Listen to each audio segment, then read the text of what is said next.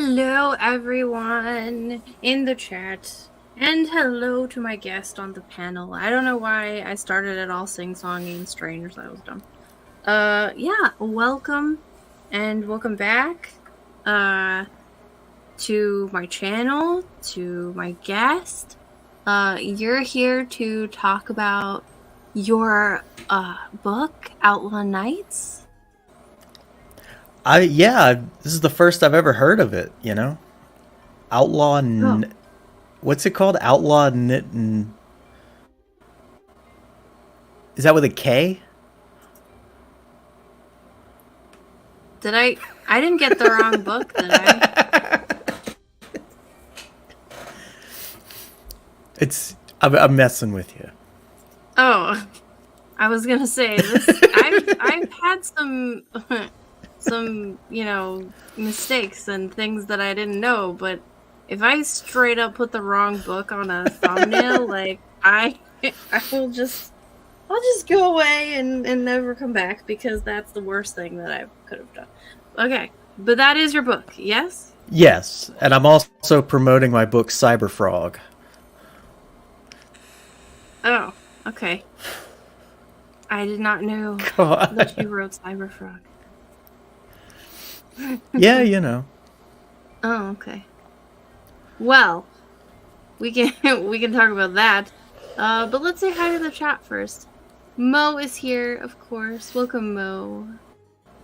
Very appreciated to see Mo. Hailing. Billy is here. He says, Allie, hey, you, YBS. And I think I'm subscribed to YMS, which I think is your movie sucks. So I think he's saying your book sucks. So Billy, if you think that my book sucks, I do invite you to come on to my channel and you can tell me and the rest of the world why my book sucks. If that is indeed what it means, I don't know. But if it does, then I'm open to the criticism. Please tell me, Billy. Am I wrong? Lord. You're doing a weird face. Am I wrong? This is awkward. Why? I'm not used to that kind of trolling. Is it a troll? I don't know. I'm assuming. Oh. I'm gonna take it seriously for now, Billy. If you think my book sucks, please tell me. I don't know which book you're talking about. I have a couple. Even a couple that you guys don't know about. Ooh. Richard is here saying, yo. Billy, is saying also, Mo, my man, hail. Oh, he's talking to Mo. Got it. Okay. Rumble Roo is here. Welcome, Rumble. Mo is saying, it's okay for me to have a song in my heart, even if it's gay. She said the outlaw is near. That's funny, Mo. President Benjamin Franklin is gracing us with his presence. He declares something cringe. Oh, he was talking about my joke. Oh, okay. Mo says, and don't Mo worry. was joining in. Sure. How about In-Law Days, about a ragtag group of people related by marriage? Oh, yeah. Like a rom-com? Like a boring rom-com? Dean is here, and his eyeballs as well are here. Hello, Dean. Edwin! Hail, Edwin! The ace! I never say that word right. I always just say avocado. I probably shouldn't. Stop vaping, Mo. Mo, you look like a dweeb vaping and bald. Why does Benjamin Franklin think that you're Mo? Are you Mo? Sure, why not? Oh my gosh. Who is Bald Man? Who are you? That's a good question. My Tell name is who you are. My name is Ben, aka the Fuse Box, and I make bald sexy. There you have it, ladies and gentlemen. And vaping sexy. He's calling out Phil Collins, is what's happening. And also Woody Harrelson.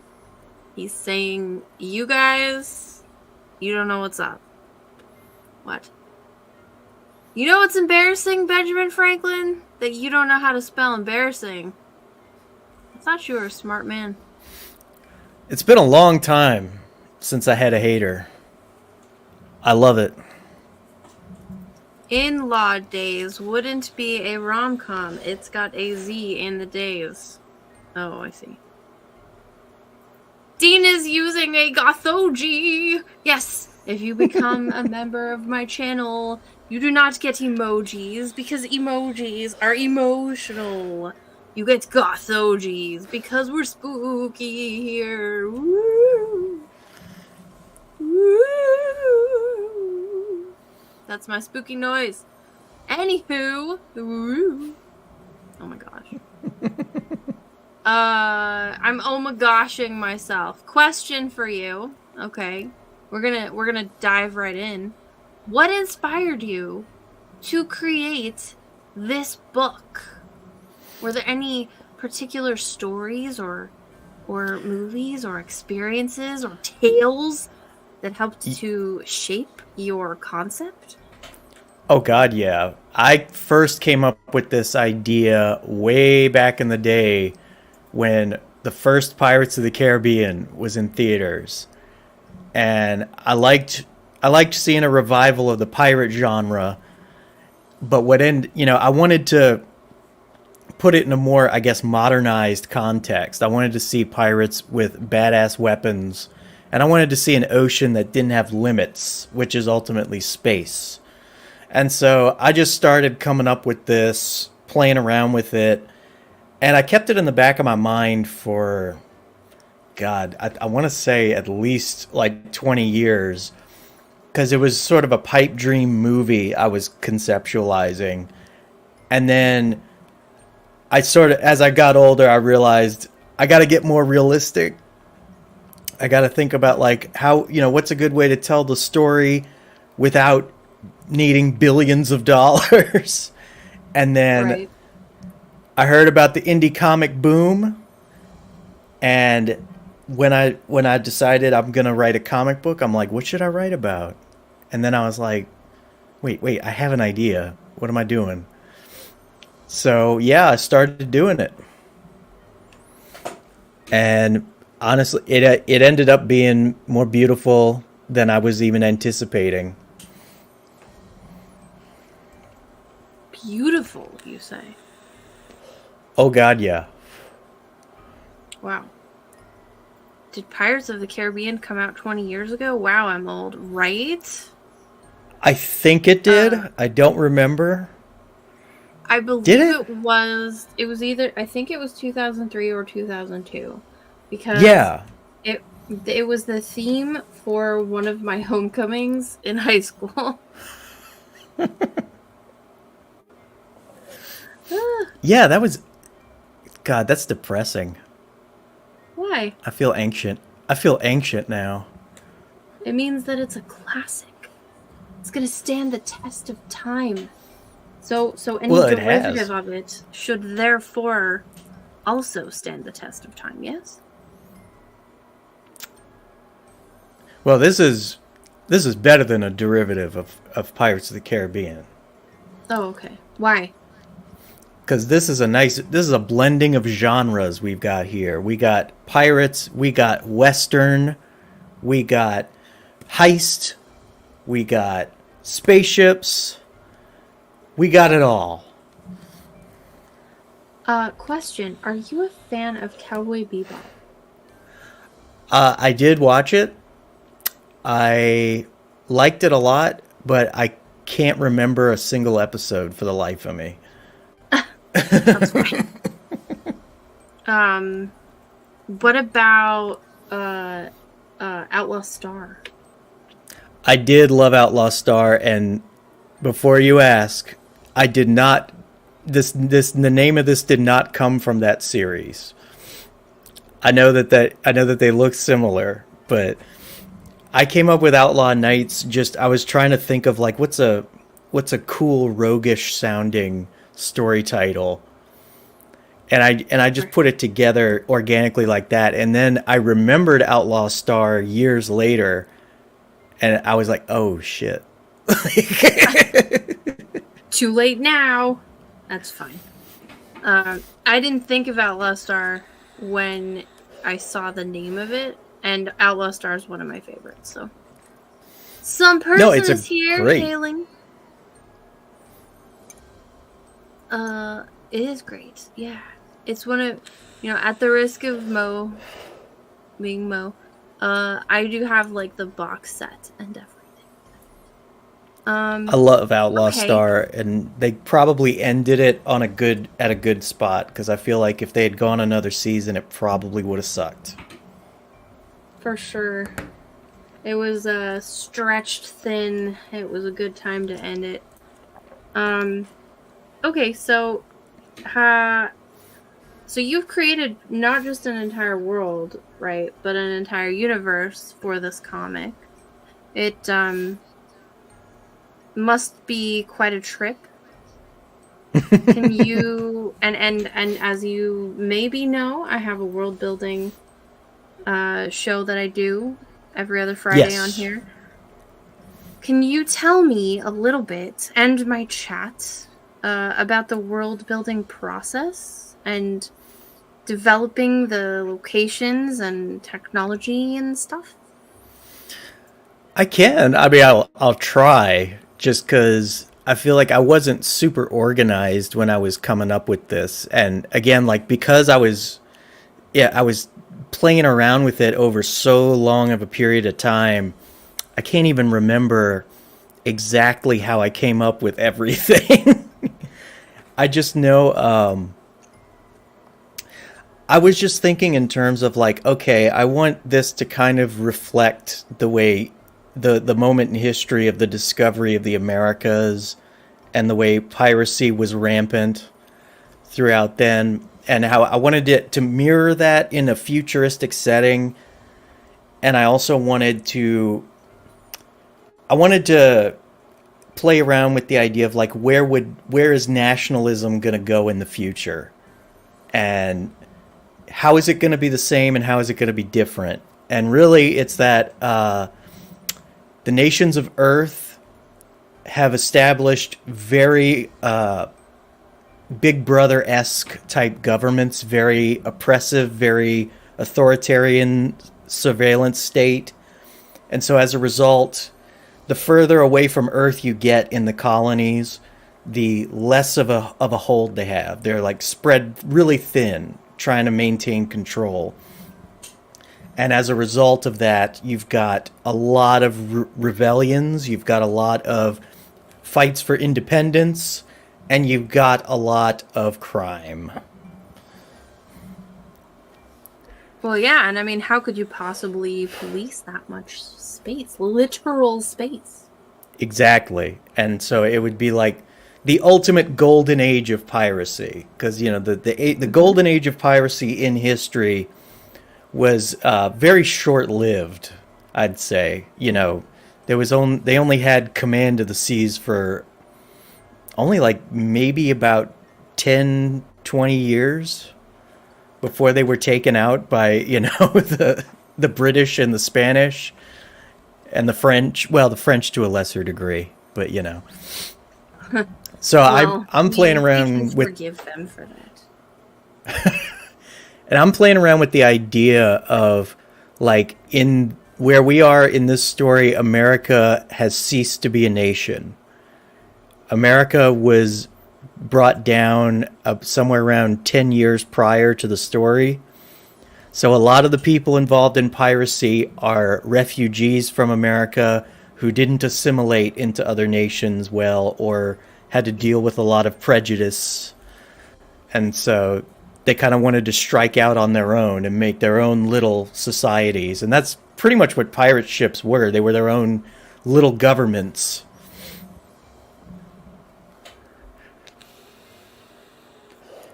Were they? I never thought of Yeah. it like that. But that makes sense. Yeah. I mean, the captain is the, fascist dictator. He's got, the bosun that, carries out the... Well, from what I've read, a lot of pirate ships, like that's kind of a popular what's the word I'm looking for? Dean says it sounds like commie propaganda. Oh And no, he they knows were they that were definitely. America ceased to be a nation. Boo! How dare you parade this filth in front of President Benjamin Franklin? You know, I think when I first came up with that idea, I felt like that was during the mid 2000s when there were so many nations that were being jerks about America, and I was just like, well, what if we were just gone? Like, what if we just left, and you all had to handle yourselves? Yeah. Yeah. Deal with it yourselves, children. Well, some person is saying that the secret is caffeine and painkillers. Dean very wisely says don't forget opium. That's probably what's actually in your vapey thing, right? You're just like mainlining opium right now. Oh, that'd be great. Question. What do you feel is the most unique part of your story universe? But before you answer, I want to say hi to Akuma. Akuma Matata down there. What's up? Alright, so what do you feel is the most unique part?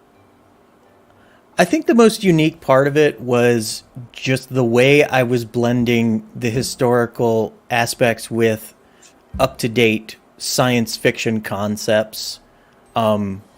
Because I've seen space pirate stuff before, and I've never liked the way it came out. The closest it got was Outlaw Star, but even in Outlaw Star, I didn't like the way the space pirates were portrayed. They gave them magic and stuff like that, and I'm like, why do we need magic for pirates? That's dumb. What about the grappling ships though? That's pretty cool. Those were cool, but I thought they were like, I didn't really like that design in particular. I like the idea of boarding, which is definitely a part of Outlaw Nights, particularly in future issues, but I was going to deal with being able to board in a different manner than that. Is like, would the equivalent of walking the plank just be like you're forced to jettison yourself? Well, you're jettisoned into space, but for the most part, I think the pirates in Outlaw Nights function more like a mafia than anything else. They do that whole thing where it's like, your pirate captain is very charming and, gets people to work for him under the problem. Hey, come work for us. We'll be like your family, Oh, like the Pirates of Penzance. I never saw the Pirates of Penzance. Oh. Well, you should. It is very silly. So yeah, like I basically took elements of each of the genres I like, and I combined them in the way that I like the most. It's the best way I can describe that. And that's what makes it unique? I think so.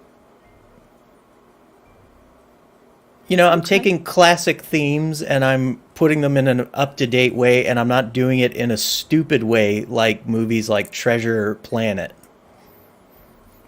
Right. You didn't like Treasure Planet? No. I don't like the whole we have wooden ships in space and all that, and we got, there's a ARG and all that shit. Like I want to avoid the stereotypes. Avoid stereotypes at all costs. Got it. Yeah, and I knew Dean would... Treasure Planet is a classic, how dare you. It is underrated, but, I haven't seen it in a long time, so... The golden age of piracy was early Napster, says Mo. I was too young to use Napster, but I remember that, like, people I knew did. Also LimeWire. LimeWire, sure. Dean never misses out on a chance to market. He says, make sure you don't miss out on my massive comic giveaway. Become a member of Comics Made today. You can get members now. Some person, I guess, is a pirate expert. He says they invented workers' compensation. They had lists of the amount you get with which limb. Like an arm gets you 600 pieces of 8. Oh. That's cool. I know, Lost like limb discounts. I know that a lot of pirate ships functioned like democracies. Mm-hmm. Because that was like because a lot of people like to think like pirate captains were just these overlords, and it's like no. Like if the crew didn't like what the captain was doing, they got rid of his ass. Right. Well, and in a small, society like that, a pure democracy could work. Yeah. But it's got to be small like that. What about the magic of friendship, says some person. The real magic were the friends the pirates made along the way. What do you say to that? There is going to be some strong bonds in Outlaw Nights. We're only on issue 1, so we're only just setting things up here. Right. This is like, I'll say like issue 1 in and of itself is kind of the inciting incident that kicks everything off. Like, we still have a ways to go. Golly gee, how many issues do you know? At least 8. Pieces of 8. There you go. Does anyone get keel-hauled into the vacuum of space, says Mo. Not yet, no. But there is plenty of violence, particularly in the next issue, which issue 2, all the line art is pretty much done. I do want to add 5 more pages to issue 2, but it's all pretty much completed. And part of the reason I'm doing this second chance campaign is that I want to, hopefully, once we get past breaking even, I'll be able to fund coloring and lettering for issue 2, so that we can do the same thing with the issue 2 campaign, where we don't have a giant ass goal. Are there space sharks, wonders Dean. No. There are alien animals. Like, vicious alien animals. Mo had said, not yet, no, you're welcome. I do take ideas from the audience. I steal Apparently them. pirates invented the term pegging. That does sound like a sketchy fact that you just made up. Do your pirates have eye patches or wooden legs? We have cybernetic eyes and cybernetic legs.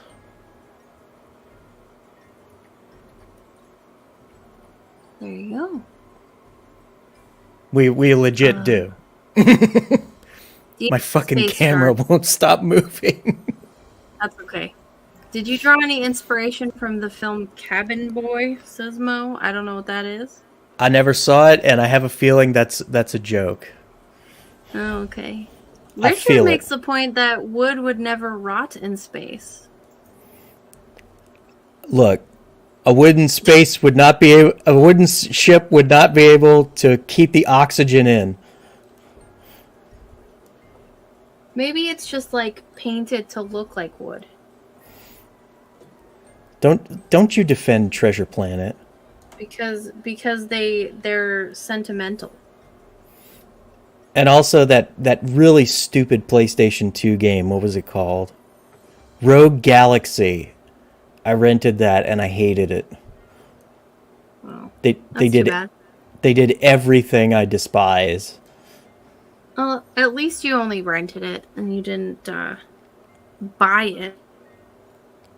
Yes, thank God. There was only one cool looking character and he was the bad guy. Some person said pirates only voted if Punch was made. I'm not sure I understand that. That How feels strong like... are these bonds you speak of? Akuma may back the book. They're very strong. They're friends for life. They're family. There's family as the Fast and the Furious. It's all about family. Apparently, Chris Elliott stars in Cabin Boy, and wooden ships are the future. I will fight you on this to the end. I will fight you on this. Star Wars already killed the concept of space sharks with their gay space whales. What? Space whales? What? That was in Ahsoka. Oh, I didn't see that.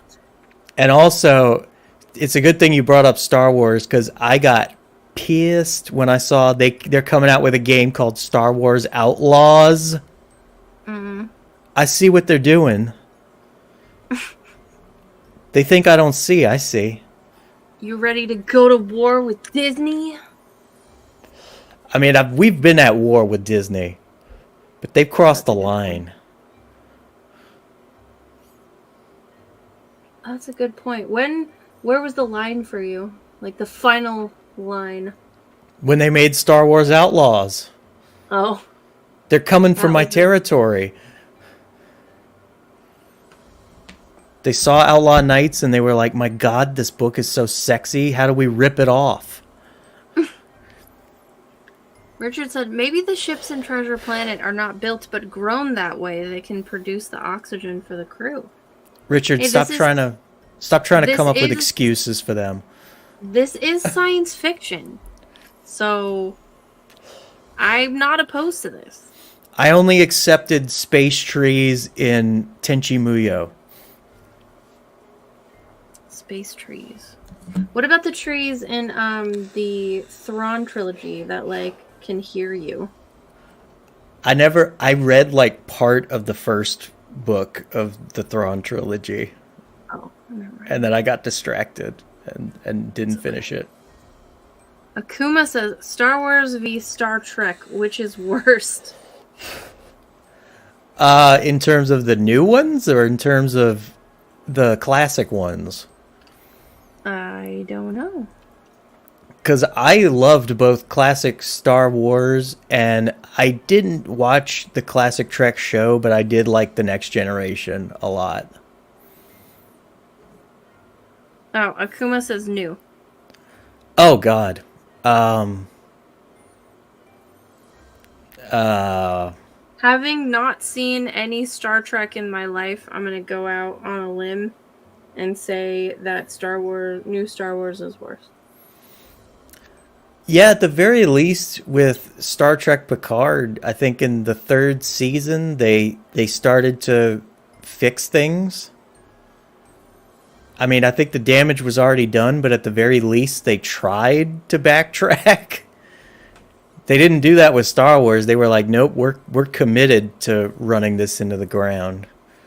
We don't care how many people hate it.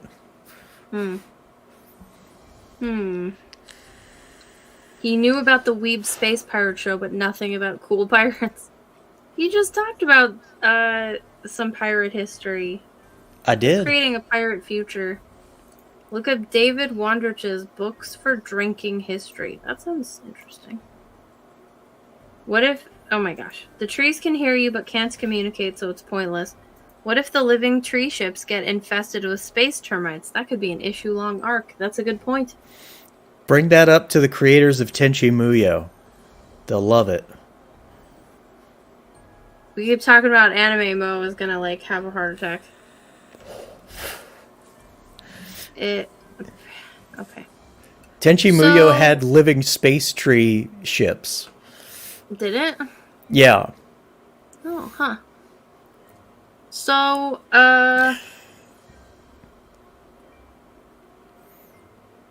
So a space pirate the concept exudes a feeling of adventure and with the outlaw portion, you know, it's revolt.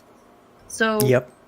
how are you striking the balance between space swashbuckling and the deeper themes or character development?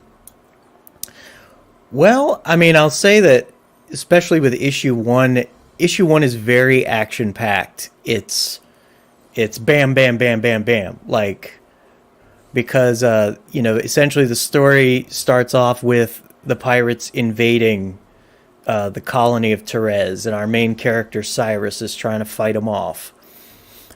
And I would say, like, the major theme running through it is about how, about how morality, it's, you can't really look at everything in a black and white context, because our main character is very much, he hates pirates and criminals in general, and he believes in law and order, but he's going to have his worldview challenged a bit, because let's just say the government types in these issues are not on the up and up, and a lot of these so pirates you're going for are nuance. Yes. A lot of it is just which is the lesser of the two evils. Ooh, that's dangerous.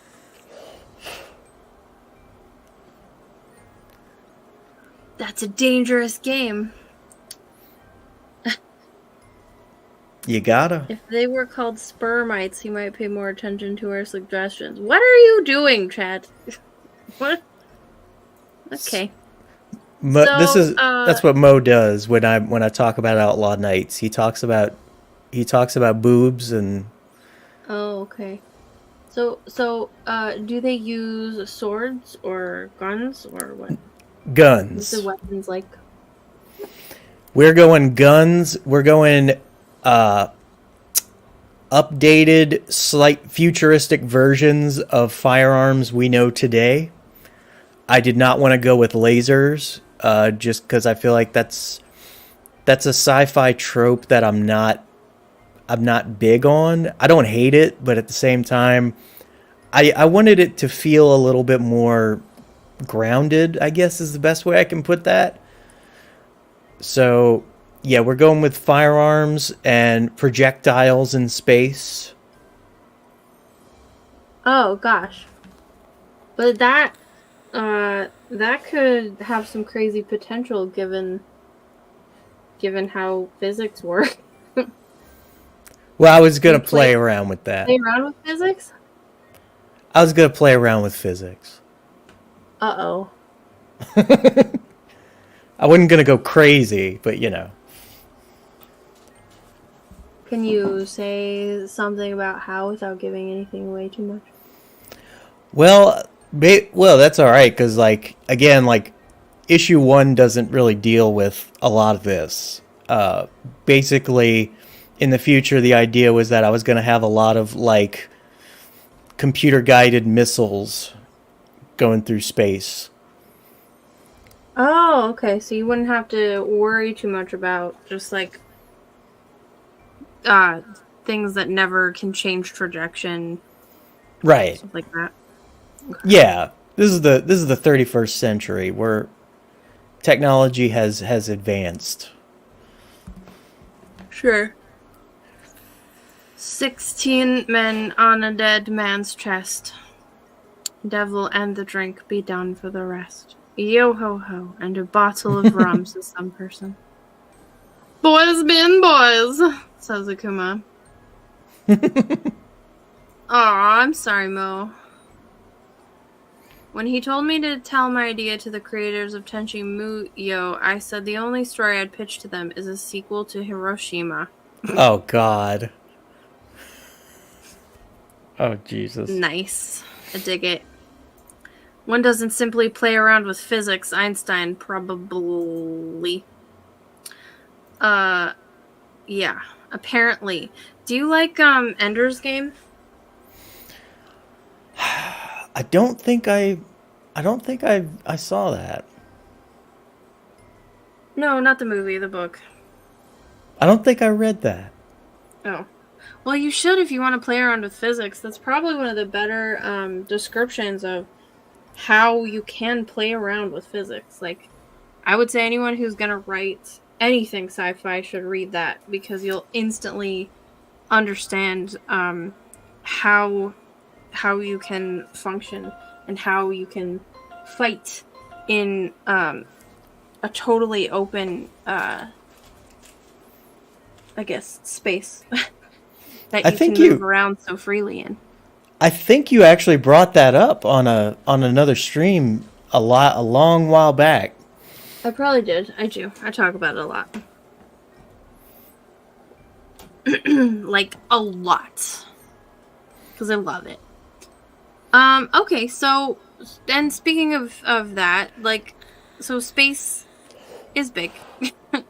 And that means space, sci-fi, it has a lot of possibilities. So, how do you decide on the design for your comic to represent, like, the majesty of space while reflecting, like, the gritty reality of the pirate life?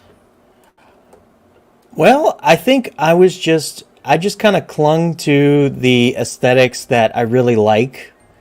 In particular, I find like there's definitely like a bit of a western edge to it. I think like in a lot of ways, particularly like the way everybody dresses, it's kind of like they're futuristic cowboys. And I would say that, and I'm definitely dealing with that frontier lifestyle look, but with more technology and skyscrapers.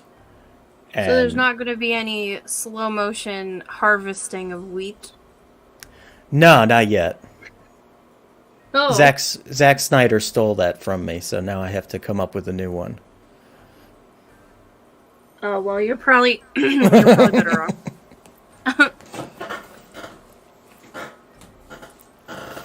Okay, well, the chat is saying Star Wars, so what makes your comic different from Star Wars? How about that? We don't have any goofy aliens. And we have no aliens. We have alien animals, but no alien like civilizations or anything like that. And this is pretty much Earth spreading out into the universe, and there's no evil empire. It's just different just different governments fighting over control. There you go, you guys. It's not Star Wars. You're welcome. Okay, so every great pirate story has memorable characters. You have Long John Silver. You have Jack Sparrow, obviously. You have the Pirate King. Sorry. Can you tell me some of your main characters and what makes them stand out? Well, our lead character is Cyrus Lawson, who is a member of the Colony Guard on a remote colony called Therese. And he's had a very rough go of it. He's only about 20 years old, and he's seen quite a bit in his short life. And so he's not anticipating a lot of trouble on Therese, because Therese is insignificant. It's not strategically significant. It's got no significant resources. It's just a British colony out on the ass end of nowhere.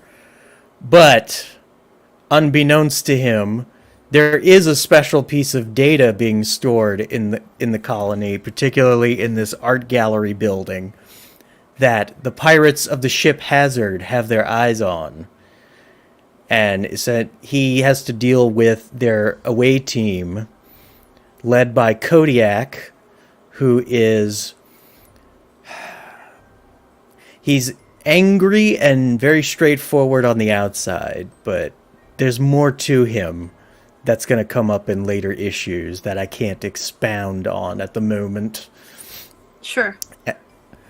And then he's also dealing with Serpent, who is the quartermaster of the ship and is the resident con artist. He dons many disguises. He acts quite a bit. he's very shifty. He's, you know, he's based on a couple of characters, particularly a character from a video game that was very obscure named Soapy Jennings, who was you know, he's a cheater. He's a con artist. He's an actor. Soapy Jennings? Yes. It was from a Western game I played a long time ago that I don't think many people remember. And but my favorite character is the Captain of Hazard, who is the gentleman with the beard right there, whose head is very big. And his name is Ivory. And he is very much a wise-ass alcoholic. He's very charming. But, you know, he plays by his own rules. But his crew happen to really love him because he's a really solid dude. But he's out for himself. And the big thing is his alcoholism is going to be causing some trouble in future issues. So he is a flawed man. He has the capability to pilot the ship, but he never does because he's always drinking. I've never played Monkey Island, but I'm going to bring up a video game later. You need at least one bear on a living tree ship to maintain the ecosystem. Yeah, is Kodiak a bear? I doubt it. I'm thinking no, but you're right, Dean. Space bears are tight. That's true. That's a true fact. All the pirates.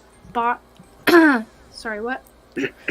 all the pirates go by these code names they've chosen because they're all legally dead. Oh, okay.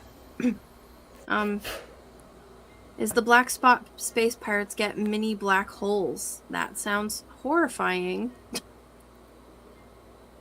Mo wants you to tell us about the babes. Right now, we have one resident babe on the ship named Code. And Code... No, that is actually... that's a security officer who's guarding the checkpoint to Therese. All of our site... Yes. Okay. Code is very much... she's very quiet. She doesn't like to talk a lot, but if you look at her funny, she will pull a knife on you like that. Oh, and yes, really? Mo, I was hoping to keep that mysterious, Mo, but you damn it. I can fix him. Come on. Russian bear astronauts are the worst. Richard says the guy in the middle looks like Michael T, but I think he looks like Dillard. I didn't get that vibe, but because Ivory's kind of Hispanic. Dillard is Hispanic. Oh, okay. And actually, so is Michael T. Well then, okay, it works. Wow. Insane. How dare you not know what everyone is? Richard says, Code can hack me any day. She is a hacker. She primarily specializes in viruses. Gross. You know, if Fusebox wore a wig, he'd look exactly like Gallagher. I don't know who that is. Alright, so, what has been the most fulfilling part of working on this comic? Is it just you, or are you doing everything? I am the writer. I got a team of artists. Well, actually, I've worked with 2 teams of artists on this book because my first line artist literally when we were halfway through the book, he literally vanished off the face of the earth. Oh my gosh. And it's not, I'm saying he didn't ghost me. I mean, he hasn't talked to anybody or touched his social media since then. And I'm worried that something may have happened to him. Jeez. People were messaging me asking me if I had heard from him. And I was like, no, I've sent him several emails. So I had to scramble. And Simon Potier volunteered to finish the book.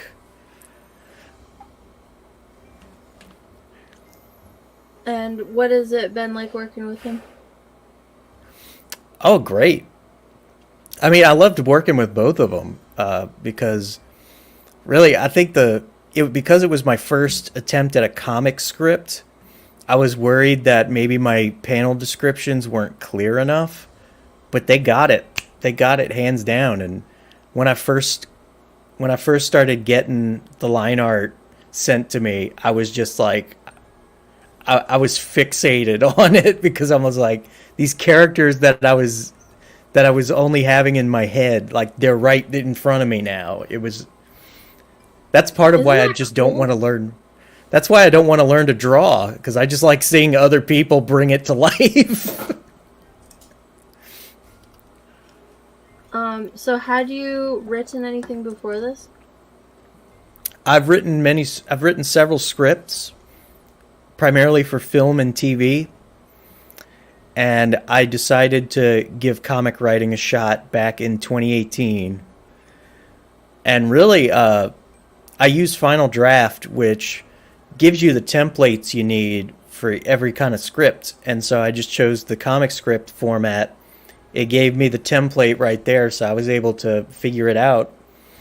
And I was expecting my artist to be like, yeah, this wasn't right, but he was like, oh no, it's good. And I was like, oh shit, okay. Yeah, I found that most artists are quite they don't super care about how the comic or the script is even formatted. As long as it's clear what's going on, they're just like, whatever, sure, like you could have scribbles on a piece of paper, but as long as it's clear and they understand what's happening, they really don't mind. Like, it's pretty cool. Benjamin Franklin wants to know if this is my dad. No, my dad's actually dead. So nice. Thanks a lot. I'm just remember Chris Oak, he literally vanished?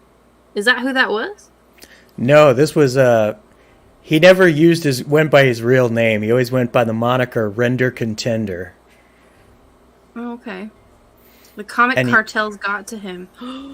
What? Is that a thing? Probably. Whoa. Apparently artists are just disappearing all the time. What the hell? I know that's happened. I know there's a lot of folks that have worked with artists who just kind of just flaked on them, but this wasn't just flaking. Like he just straight up, he was just gone. And it sucks because he was super talented. Like his artwork was amazing. Yeah. A similar thing happened to me.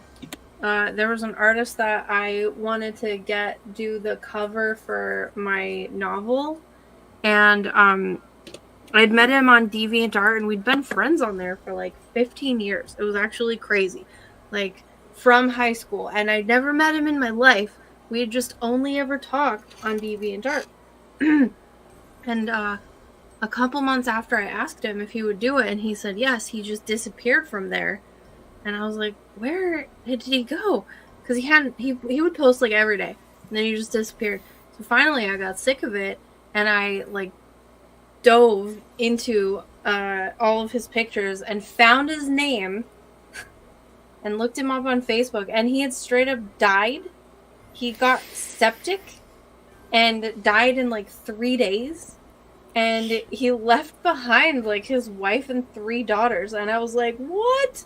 We had never discussed his life at all. So I didn't even know that I didn't. It turns out I didn't know anything about him, just like about his art. And I was like, wow, I mean, all sorts of stuff is possible when you're not, when you're just dealing with online stuff instead of physical stuff. It's actually kind of crazy what we have to go through on here. Like, it's always shocking. It's like, whoa. Michael Desjardins is here saying, hail.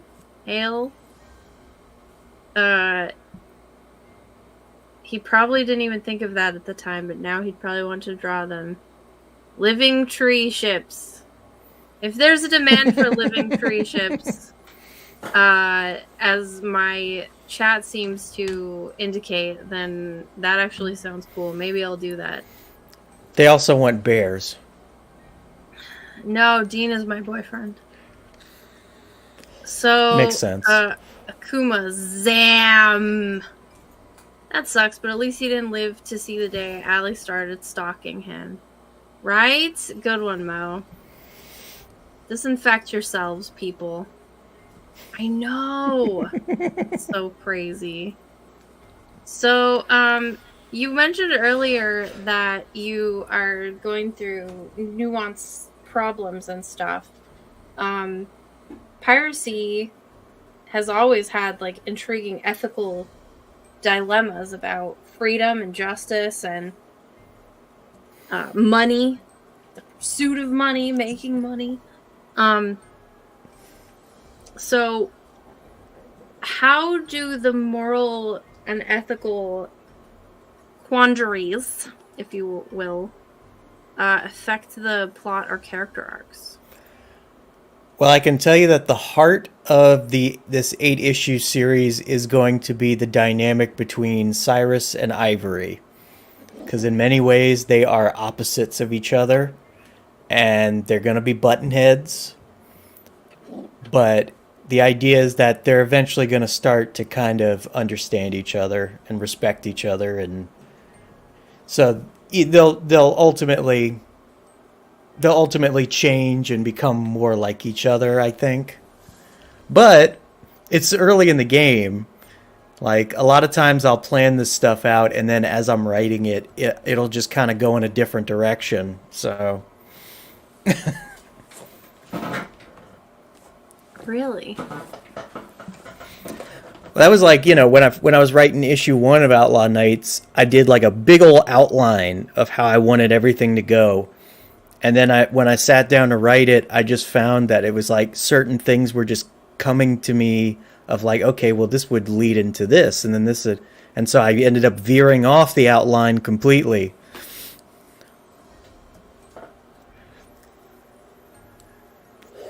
Interesting. So, what can you say? One of the like ethical dilemmas? Not really. I can tell you, I can generally just say that it's basically Cyrus does not approve of the pirate lifestyle, of heists, of very strict forms of justice and law enforcement by the end of a gun barrel. But he's gonna find that in the environment he's in, there are very few options, and doing the right thing tends to get you killed. Interesting. Apparently, they're saying Cyrus is trad. Is he trad? Kinda, yeah. So, is there a lot of is there a lot of like culture and legend that they do, like how pirates would have There is superstitions and stuff? There is one legend in particular that I can't talk about because it's gonna be a big plot point later on, and I'm not even sure if it's gonna be in this 8-issue arc, because my hope was to be able to branch out and tell different stories in this universe. Sure. But there's one legend in particular of a pirate that is so infamous that basically a lot of people don't think that the pirate actually exists.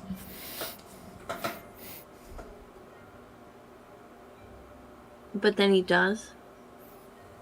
Well, yeah, I mean, yeah. Oh, okay. Whoops. Space is a cold mistress, yar. He said he's not doing yars. We're not doing yars. We're not doing eyes. The Dreadnought Pirate Roberts. That's a good one, Mo. The Pirate Space Bear, no doubt. Yes. In his living tree ship. With his space honey. Okay, well, let's watch the trailer. How about that? Hell yeah.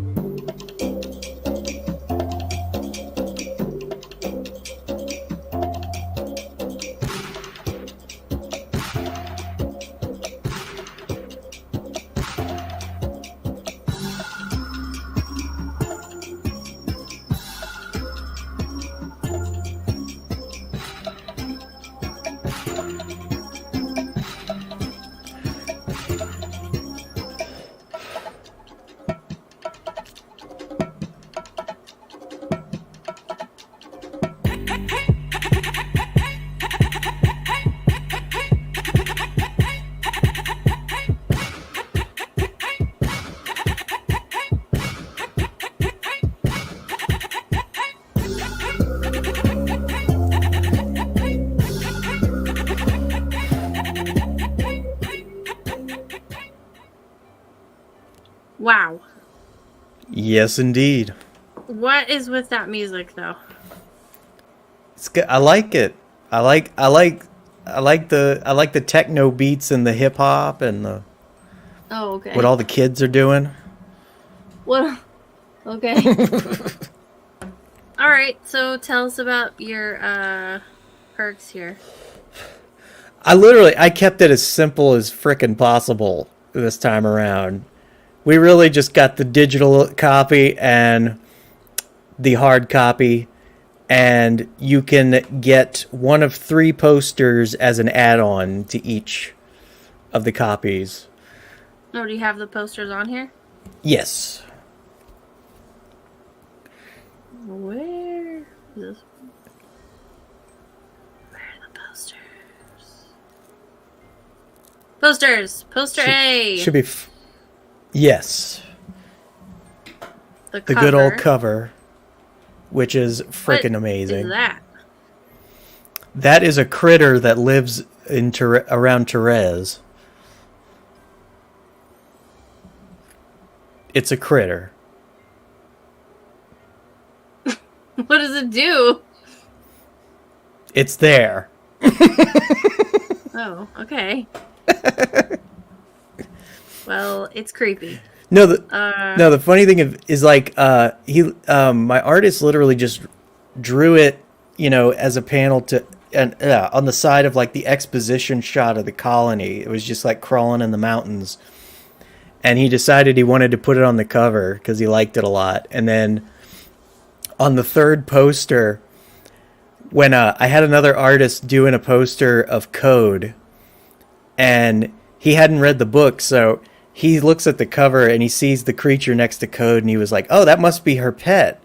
So he put the creature in the poster with her, and I just thought, well, it looks too cool. I'm just going to keep it. Hey, the rule of cool is valid. Poster B. The crew? But Yeah, that's a hero. Men.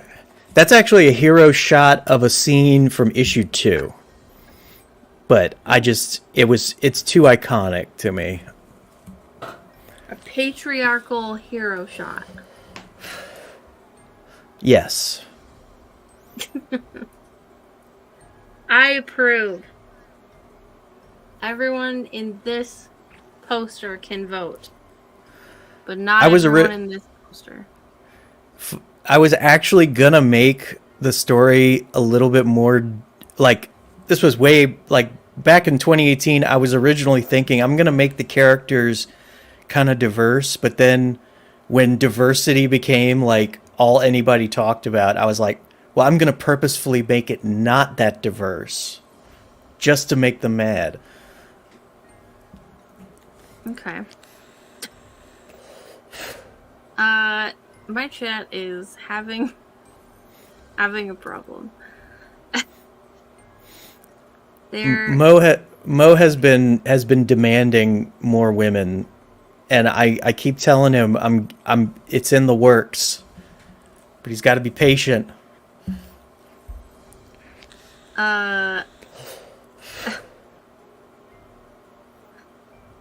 So, okay. Some person says it's fine that you're not doing yars and stuff, but he's going to because he's a traditionalist. Ye matey. Mo says he's a Chinese IP pirate, Winnie the Pooh. The music is as pirate as it is space. And by that, I mean ass pirates in each other's personal space. What? I don't understand. It is How not about a gay. retelling of Winnie the Pooh and friends on their living tree ship, 100 Light-Year Woods. I love it. Let's make it. Cut, print. It's gonna happen. It's on Fund My Comic right now. It has to happen now. That's actually good. Out of all the, like, we're gonna make Winnie the Pooh the thing that is, it's a horror movie now because we're so edgy, blah, blah, blah. I think I like 100 Light-Year Wood because, I love sci-fi. Like, I really love sci-fi. It's probably my favorite genre. Do you love sci-fi? What do you love about sci-fi? I'm more of a space opera guy than a sci-fi guy. I never got into the mechanics of science fiction. You like X-Men? I do. I'm a casual fan. I'm told that is a space opera. Dean has told me this. I know technically Star Wars was a space opera. I say was because it doesn't exist anymore. But sure. The pirate accent actually came from the actor playing Long John Silver in the old Treasure Island movie. Oh, okay. I mean, I'm sure there were pirates who had all sorts of accents, like... So it was his fault, is what you're saying. Yeah. Does the critter talk? Probably not, since he didn't even write it. The critter's from Earth, because there are no aliens in the book. Fair. He's an alien animal. I said there's alien animals. Yeah, he did say that. It's true. Broken Compass's Pooh-Thulu was actually good. That's not real. Shut up. Rook at me. I'm the captain now. He's a wise cracking critter. Alright. You really need to watch, friggin', The Pirates of Penzance. Because I think you should make this into a musical. Oh, poster C. I didn't even show posters. There you go, Mo. Boobs. That's code. And that's right the critter. Right in there. Oop. It went up. There we go. The critter! And they just threw it in there. He thought it was her pet. And I was just like, well, it looks freaking awesome. Gun, lizard thing, boobs. Yeah, she's all about that Gatling gun in issue 1. Nice. He thought it was her. And now he's just there. Stickers! This looks familiar. Who made these? He's a very obscure artist. I don't know if you've heard of him. Who's that? Wait, what?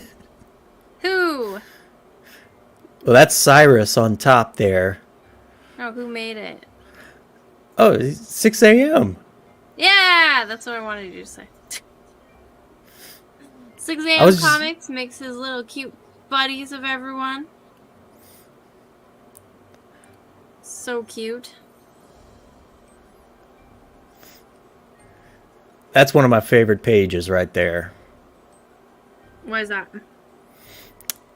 Aside from Code looking sexy as hell, it looks so ominous, and I love the way the light reflects off the gun. Ominous. That's a good word. I like that word.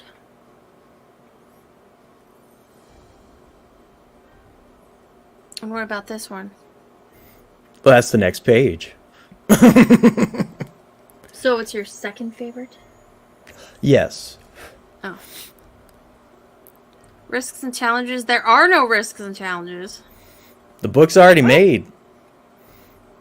Book's already made. You order it, I send it to you. What? Are you joshing me? I am not yanking your chain. Golly gee. Well, that's pretty cool. I don't think I've ever heard anyone say, like, there's just none. You're welcome, world. That's pretty cool. I'm turning off this camera. Okay. It will not stop falling. I'm a white nipple. No, now I'm a... Why is the only one with boobs drawn anime style? It didn't look like anime to me. That poster was done by Brian Lubdell, and I believe that is his style. And I was like, why not? Style. Oh, this. Okay. It's just the poster. You don't have to get the booby one. You could get the hero shot one. Or the one But that you want also it, has though. boobies on it, but they're, like, further away. You guys are so picky. I mean that third poster, it's worth having. If not for the boobs, also for the way the dust comes at the frame. What? That is true. It is a matter of balance. Oh, I see. Okay. I see what you mean. The dust. But that gun is made of a lightweight metal. Like aluminum? No, it's a metal that they discovered in the future, you know. Oh, okay. So it's like lightweight, but you could make a gun out of it conceivably instead of like aluminum? Yes. Got it. Does the critter have a sticker? He does not, unfortunately. I'm depressed. I want to read The Living Tree Space Pirate Air Adventure. Me too, Mo. That's your next crowdfunder. I'll give it a shot. Because I actually kind of like that. Dillard and Marsupial Gamer wanted me to write a Winnie the Pooh. So maybe I'll do it for them. Winnie Absolutely. the Pooh in space. And that'll be like part of it. Yeah, I'll add that. What is the name of the critter species? Do they come in different colors? What's Code's pet's name? I didn't believe it. I did not go that deep into the lore, unfortunately, when I wrote it. You might have to now. I don't even know if I put it in the, if that creature was in the script originally. You could make it up now. I mean, I have a fly that Dean drew that's nowhere in my book, but yet I gave him a name and a backstory. Ay, ay, ay. What? So I have to come up with backstories for everything in every frame. Sub-Zed. No, just the pet. Don't be like that. Don't do that. Hell, 40% to Zed. Event Pooh Ryzen. Oh my goodness. So, this is already made. It's already printed. You already have all of the posters and everything. Yes, indeed. So you could conceivably get this book like next week if you ordered it tonight. Well, I was hoping to wait till the end of the campaign, but Oh, I see. Okay. I guess I should have more tactfully asked what is your like fulfillment time.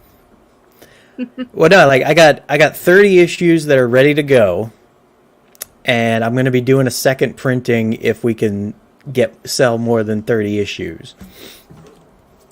Okay. So why should someone back this book? Because it's a frickin' awesome space opera, and this series is going to rock your world. It's going to get your imagination going nuts. You're going to love the guns, you're going to love the boobs, and you're going to want to have your own space pirate character in this universe. Can you promise to give the critter a name? If everybody backs the book, I will give the critter a name. That's a stretch goal. Oh, that's dirty. Dirty fool. You heard him. You heard him. Piglet, oh dear, we're heading straight for that black hole, Winnie, oh father. My goodness. Well, any parting words? Well, thank you so much for having me on. I appreciate it, and I love the chat, even though they were heckling me. You know, keeps me on my toes. And get yourself a copy of this here book. We don't negotiate with terrorists. Wow, Dean. Yeah, and go ahead, share it around. Because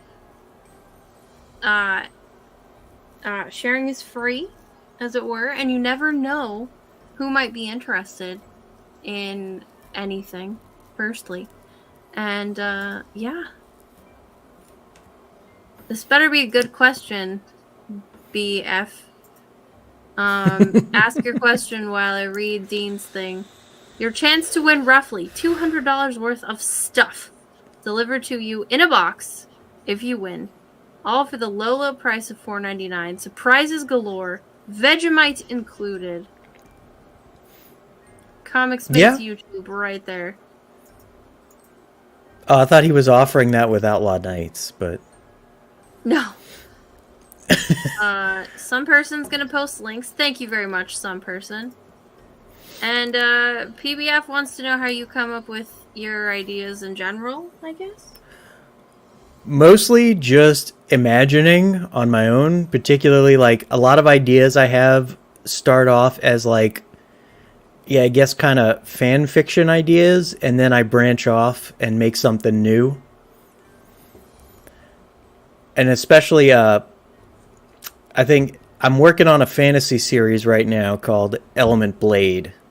And I've been building the mythology up from the ground up. So, like, this is where I just read different myths from different cultures and decided to mix and match and combine things. And really just whatever pleases me aesthetically as well as narratively.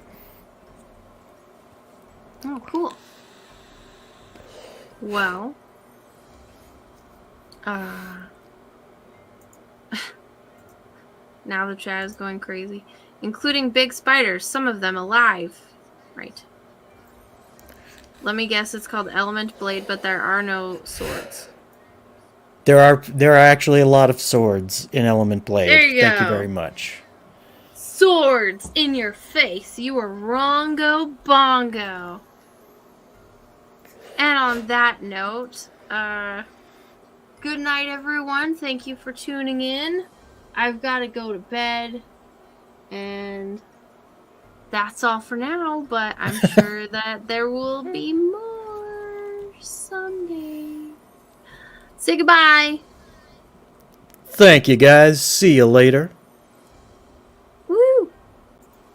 How many MCs are coming out real? Like you been to homie, I'ma check my feel. You claim to be a genius, man, you can't fight it. You might flip a script, but you know you didn't write it. I'm coming up at you really old school like Houdini. The ibbity-bibbity bop, I boom boom like Mancini. Feed me, hip-hop, exotic like Kiwi. I got more power than the Rangers on the TV. Jumping on the track, spinning, flipping, then I dismount. My styles are more free than the 5-finger discount. Lift me in your mind and pass me the brain shovel. I'm thinking, baby, all my mentals into your level with the boom boom bitty-bitty bop to the bang.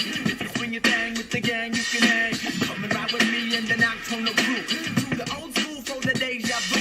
I whip a track in half with more jazz in Utah. Deeper like a tuba, dive into it like a scuba. After my style change, gang will remain. Rhyming to the day I nick Big Daddy's cane. I'm sick of New Jacks trying to compete. I go put on my Pumas and watch Beat Street. But I'ma let them know cause my soul's full of mischief. Even your moms will say, damn, the kid's sweet. A lot of rappers coming out harder than rugby. That's cool.